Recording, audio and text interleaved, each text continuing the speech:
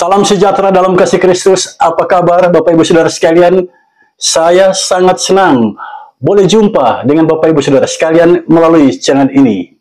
Saat ini saya akan menjawab pertanyaan MTPJ Gemim tanggal 20 sampai tanggal 26 Juli tahun 2025. Ada 3 pertanyaan yang diajukan di sini. Semuanya berpijak dari kitab Ulangan pasal 10 ayat 12 sampai ayat yang ke-22. Mari kita lihat 3 pertanyaan yang diajukan di sini.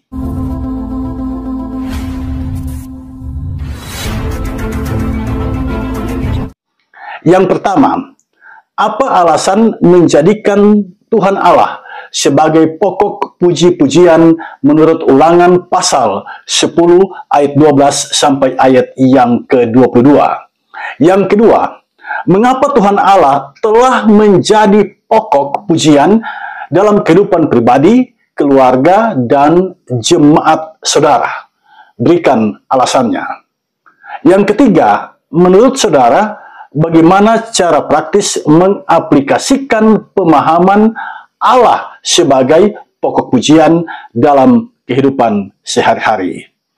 Itulah Bapak Ibu Saudara sekalian 3 pertanyaan yang diajukan kepada kita, dan melalui kesempatan ini saya akan bahas satu persatu. Mari kita mulai dengan menjawab pertanyaan nomor 1. Pertanyaannya seperti ini: apa alasan menjadikan Tuhan Allah sebagai pokok puji-pujian menurut Ulangan pasal 10 ayat 12 sampai ayat yang ke-22? Saudara, Tuhan Allah menjadi pokok puji-pujian merupakan salah satu nasihat dari seorang yang sangat terkenal, pemimpin yang hebat, yang menuntun bangsa Israel keluar dari tanah Mesir menuju ke tanah Kanaan. Siapakah pemimpin itu? Ya, benar, Musa. Musa adalah penulis kitab Ulangan. Jadi yang kita lihat dari kitab Ulangan pasal 10 ayat 12 sampai ayat yang ke-22, ini merupakan tulisan dari Musa pada tahun 1405 sebelum Masehi. Nah, Tuhan Allah menjadi pokok puji-pujian itu kita temukan di dalam Ulangan pasal 10 ayat yang ke-21. Di sana tertulis, "Dialah pokok puji-pujianmu dan dialah Allahmu yang telah melakukan di antaramu perbuatan-perbuatan yang besar dan dahsyat yang telah kau lihat dengan matamu sendiri." Saudara, kata pokok puji-pujian diterjemahkan dari sebuah kata dalam bahasa Ibrani, tehilah tekah. Artinya puji-pujianmu atau nyanyian pujianmu. Tehilah tekah. Artinya puji-pujianmu atau nyanyian pujianmu. Jadi kalau Anda bernyanyi memuji Tuhan, itulah tehilah tekah dalam bahasa Ibraninya, yang diterjemahkan ke dalam bahasa Indonesia pokok puji-pujian. Nah, kalimat ini menjelaskan bahwa segala puji-pujian, penyembahan dialamatkan kepada Tuhan Allah. Kita sebagai ciptaan Tuhan Allah mempersembahkan kidung pujian kita hanya kepadanya. Jangan kepada yang lain. Tuhan menghendaki puji-pujian itu dialamatkan hanya kepadanya. Nah, pertanyaan nomor 1 mendorong kita untuk menggali apa alasan hakiki menjadikan Tuhan Allah sebagai pokok puji-pujian. Berpijak dari teks Ulangan pasal 10 ayat 12 sampai ayat yang ke-22. Saya membaca dan mendalami teks ini, dan saya paham ini merupakan nasihat Musa yang terakhir sebelum dirinya mencapai batas akhir kehidupan yang Tuhan telah tetapkan. Ini menarik untuk kita renungkan bersama. Ternyata yang namanya manusia ada batas usia yang sudah ditentukan oleh Tuhan. Nah, Musa sadar sebelum dirinya menghembuskan napas terakhir, dia harus menghimpun umat Israel di dataran Moab, dan dia akan memberikan nasihat terakhir atau pesan-pesan terakhir kepada umat Allah. Nah, salah satu pesannya menjadikan Allah sebagai pokok puji-pujian. Nah, apa alasan yang mendasari nasihat ini menjadikan Allah sebagai pokok puji-pujian? Saya menemukan ada beberapa hal penting di sini. Yang pertama, perhatikan ayat yang ke-12 sampai ayat yang ke-13. Tuhan Allah menghendaki umatnya hidup takut akan Tuhan. Itu kemauan dari Tuhan. Jadi Tuhan Allah adalah pokok pujian dari umat yang takut akan Tuhan. Nah, kata takut akan Tuhan ini diterjemahkan dari bahasa Ibrani, Yirah Yahweh. Terjemahan sederhana dari kata Yirah Yahweh adalah segan kepada Tuhan atau menaruh hormat yang dalam kepada Tuhan. Nah, analogi ini diangkat dari kehidupan keluarga. Anak punya rasa segan pada orang tuanya. Anak menaruh hormat yang dalam kepada orang tuanya. Kalau rasa itu ada dalam diri si anak, dia pasti akan mentaati orang tuanya. Nah, dalam teks Ulangan 10 ayat 12 sampai ayat yang ke-13, Musa menguraikan takut akan Tuhan itu, yakni hidup menurut segala jalan yang ditunjukkannya, mengasihi Dia, beribadah kepadanya dengan segenap hati dan jiwa, berpegang pada perintah dan ketetapan Tuhan. Segala perbuatan ini merupakan sikap takut akan Tuhan. Jadi jelas, alasan pertama Tuhan adalah pokok pujian adalah karena Tuhan meminta umatnya menjalani kehidupan yang takut akan Dia. Itu alasan pertama. Dan kita harus mengingat hal ini. Alasan yang kedua, perhatikan ayat 14. Jika Anda punya Alkitab, coba perhatikan ayat 14. Ada hal yang mendasar di sana. Di sini jelas disebutkan Tuhan adalah pencipta langit dan bumi dan segala isinya. Itu berarti Tuhan adalah pencipta jagat raya ini. Tuhan adalah pencipta alam semesta ini, termasuk kita, manusia. Semuanya diciptakan oleh Tuhan. Karena hal ini, maka Allah adalah pokok pujian kita. Karena Dialah yang menciptakan segalanya. Jadi kita ini adalah ciptaan. Dia, Tuhan Allah, adalah pencipta. Sebagai ciptaan, kita harus memuji, memuliakan namanya.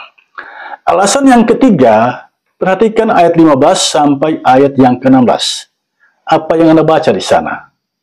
Apa yang Anda baca di situ? Di sana disebutkan Tuhan mengasihi. Mengasihi siapa? Mengasihi umat Israel. Dia yang memilih Israel dan Dia berkenan mengasihi mereka. Karena Tuhan Allah mengasihi Israel, maka Israel diminta menyunat hati mereka. Ini adalah kalimat yang simbolik, ya. Yang disunat adalah hati. Jadi ini bermakna rohani, bukan bermakna lahiriah. Ini adalah bahasa simbolik yang menunjuk pada ketaatan sepenuh hati kepada Tuhan Allah. Jadi orang yang menyunat hati itu adalah orang yang taat sepenuhnya kepada Allah. Itu alasan ketiga mengapa kita memuliakan Allah. Alasan yang keempat, ayat 17 sampai ayat yang ke-21. Tuhan Allah adalah Allah segala Allah dan Tuhan segala Tuhan. Itu berarti hanya Dialah yang disembah. Kalau Dia disebut Allah dari segala Allah, itu berarti hanya Dialah satu-satunya yang disembah. Kalau Dia disebut Tuhan dari segala Tuhan, itu berarti hanya Dialah satu-satunya pemilik alam semesta ini. Karena kata Tuhan menunjuk pada kepemilikan, sedangkan kata Allah menunjuk pada sesembahan. Nah, alasan yang kelima, perhatikan ayat yang ke-22. Saya harap kita membaca ayat itu dari kitab Ulangan pasal 10. Tuhan Allah, ini alasan yang kelima, Tuhan Allah memelihara umat Israel sehingga bertambah banyak. Karena Tuhan Allah memelihara kehidupan umat, maka Dialah pokok pujian. Sampai di sini jelas, saudara sekalian, ada 5 alasan mengapa Tuhan Allah disebut pokok pujian. Dia menghendaki kehidupan yang takut akan Tuhan. Dialah pencipta alam semesta ini. Dialah penguasa, satu-satunya yang disembah, satu-satunya pemilik alam semesta ini. Dia pengasih dan penyayang, dan Dialah pemelihara kehidupan umatnya. Itulah jawaban yang boleh saya share melalui kesempatan ini. Jawaban untuk pertanyaan nomor 1. Dan sekarang mari kita masuk pada pertanyaan nomor 2. Pertanyaannya berbunyi seperti ini. Mengapa Tuhan Allah telah menjadi pokok pujian dalam kehidupan pribadi, keluarga, dan jemaat saudara? Berikan alasannya. Saudara, pertanyaan nomor 2 ini sesungguhnya mengajak kita untuk berefleksi dari kehidupan kita. Mengapa sampai saat ini Tuhan Allah menjadi pokok pujian dalam kehidupan pribadi, keluarga, dan jemaat? Pertanyaan ini membuat saya merenung dan menghayati kata demi kata, dan tibalah pada simpulan mengapa Tuhan Allah menjadi pokok pujian dalam kehidupan pribadi, keluarga, dan jemaat. Saudara, saya mencatat di sini ada 3 hal yang sangat fundamental. Yang pertama, secara pribadi kita semua sadar bahwa kita ini fana adanya. Kapan saja kita akan pergi dari dunia ini. Kita akan meninggal dunia. Tubuh kita akan hancur dan kembali menjadi debu tanah. Jika itu terjadi, maka episode kehidupan kita di muka bumi ini telah berakhir. Nah, apakah setelah itu tidak ada episode kehidupan bagi kita? Kitab suci, Alkitab, memberikan kesaksian bahwa hidup kita tidak berakhir di bumi ini. Ada kehidupan kekal yang Tuhan Allah sediakan bagi kita.